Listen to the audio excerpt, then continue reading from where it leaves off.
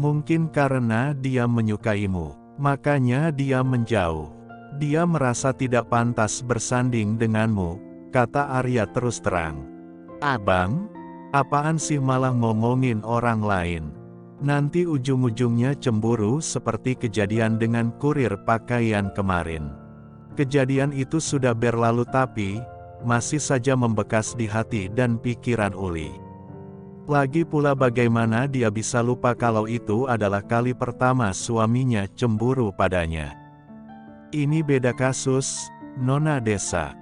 Kurir itu jelas menabuh genderang perang denganku, tapi, laki-laki tadi tidak melakukannya sama sekali. Arya benar, tidak ada tatapan penuh harap ataupun menggoda. Tidak ada senyum istimewa yang ditujukan Keleng pada Uli. Keleng bahkan bersikap biasa saja. Apalagi saat mengatakan isi hatinya. Dia bahkan tidak terlihat terluka atau benar-benar mencintai Uli. Benarkah? Tapi, tadi dia mengungkapkan isi hatinya padaku, kata Uli pelan. Hanya ada dua kemungkinan. Satu, karena dia ingin membuat gosip hangat tentang kita. Kedua, karena dia benar-benar ingin mengatakan itu padamu. Uli mengerutkan keningnya. Matanya menyipit. Ia terlihat sedang berpikir keras karena sesungguhnya Uli tidak mengerti dengan apa yang dijelaskan Arya. Begini, kemungkinan pertama, kenapa aku katakan kalau ia ingin membuat gosip tentang kita. Itu karena aku melihat dia memegang ponsel dan mengarahkan kameranya ke hadapanmu. Aku tidak bisa marah, apalagi menegur karena aku sendiri tidak tahu pasti ponsel itu menyala atau tidak karena yang ku dengar dari Bang Luhut bahwa Keleng itu salah satu orang tidak mampu di desa ini yang mengharapkan makan dari hasil pemberian penduduk desa. Setelah mendengarkan ucapan Arya tadi, Uli memilih berjalan ke arah pohon besar berdaun rindang. Sepertinya cerita ini akan panjang. Membuatnya memilih untuk berteduh dari terik matahari agar bisa mendengar dengan leluasa. Lalu, Uli bertanya, lebih tepatnya meminta kelanjutan atas apa yang baru saja dibicarakan Arya tadi. Lalu yang kedua, mungkin ia benar-benar ingin mengungkapkan perasaannya padamu. Bisa jadi selama ini dia tidak memiliki waktu atau keberanian. Bukankah kamu sendiri yang bilang, kalau Keleng dulunya menghindar? Sampai kapan dia menghindar dari kamu? Kata Arya sambil menjatuhkan bokongnya di sebuah akar pohon. Mungkin sejak masa SMP itu sampai aku pergi kuliah ke kota. Ya, sepertinya memang sudah lama aku tidak bertemu dengannya. Kalaupun bertemu, Keleng selalu saja menghindar. Dia baru berbicara padaku setelah di Sungai Air Mata kemarin. Uli terlihat berpikir.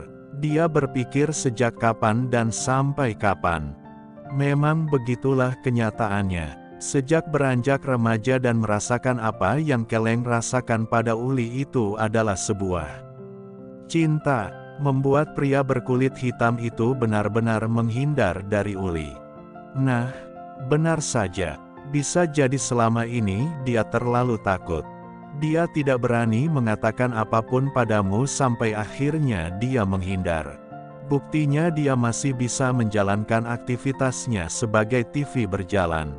Dia hanya tak ingin bertemu denganmu, kan? Ucap Arya. Uli menganggukkan kepalanya pertanda bahwa apa yang dikatakan oleh suaminya itu ada benarnya. Logikanya begini. Keleng merasa minder atau tidak pantas saat dia tahu bahwa dia menyukai seorang wanita cantik yang berasal dari putri bangsawan sedangkan dia hanyalah seorang budak. Uli spontan menepuk bahu Arya. Katakan cantik dan berasal dari putri bangsawan membuat rona merah di wajah Uli muncul. Wanita itu terlihat malu-malu. Aduh, sakit.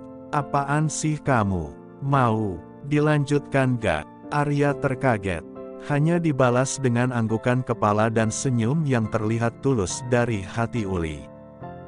Jadi begini, bisa jadi selama ini, Keleng sedang berusaha untuk menerima keadaannya. Dia menguatkan dan meyakinkan dirinya bahwa kamu tidak pantas untuknya. Hal itulah yang mungkin membuat Keleng menghilang. Setelah dia rasa bahwa kini dirinya sudah kuat, barulah Keleng muncul kembali di hadapanmu. Namun, kemunculan bertepatan dengan statusmu yang sudah menjadi istri orang. Karena hati Keleng sudah terpupuk dengan kuat membuat dia berani mengungkapkannya perasaannya. Meski di depan suamimu sekalipun, jelas Arya. Apa itu artinya dia benar-benar terluka? Tanya Uli sedikit merasa bersalah. Entahlah, kita tidak memiliki sebuah hak untuk mengatakan seseorang terluka atau tidak. Sama dengan perasaan atau dosa seseorang. Hanya dirinya sendiri yang tahu.